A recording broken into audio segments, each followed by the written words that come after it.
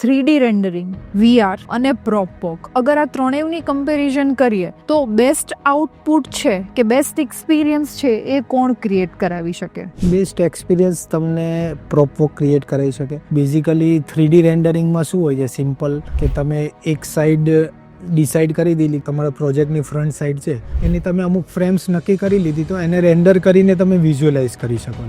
એનાથી લઈને તમે એની બેક સાઈડ છે, એની અંદર શું છે એ તમે વિઝ્યુઅલાઇઝ નથી કરી શકતા. જ્યારે વર્ચ્યુઅલ રિયાલિટીમાં શું છે કે તમે આખી બિલ્ડિંગની અંદર જઈને તમે ફીલ આપે છે કે તમે એમાં અંદર છો એવું તમે એન્વાયરમેન્ટ ક્રિએટ થઈ જાય છે. પણ એની અમુક લિમિટેશન છે. લાઈક અત્યારે શું થાય છે કે 25 થી 40 વર્ષના લોકો હોય છે ને એ વધારે પ્રિફર કરે, એમને સમજ આવે છે VR ટેકનોલોજી. એમના ફાધર છે, એજેડ પર્સન છે, એ વધારે ડિસિઝન મેકિંગ લેવાવાળા હોય છે. ત્યારે ડિસિઝન લેવામાં થોડું ટફ થઈ જાય છે. કોઈને ચશ્મા છે તો એ બી VR ગ્લાસીસ પહેરીને જોઈ નથી શકતા. એના માટે થઈને આ બધાનું સોલ્યુશન છે પ્રોપવોક. સો આમાં હું એક વસ્તુ હજુ એડ કરવા માંગુ છું. રેન્ડરિંગ વિડીયો એ એક્સપિરિયન્સ નથી આપતું, but virtual reality A experience આપે છે. સો મેજર ડિફરન્સ એક આ છે. અને વર્ચ્યુઅલ રિયાલિટીમાં જેમ ધવલે કીધું એમ ઘણા બધા લિમિટેશન્સ છે. આખી ફેમિલીને યુઝ કરવું એ ડિફિકલ્ટ છે. બહુ ટાઈમ કન્ઝ્યુમિંગ પ્રોસેસ છે VR ને યુઝ કરવું. આ બધી ચેલેન્જીસનો આન્સર પ્રોપવોક છે. પ્રોપવોકની અંદર તમે ગેમિંગ કંટ્રોલર યા ફિર ગેમિંગ કન્સોલથી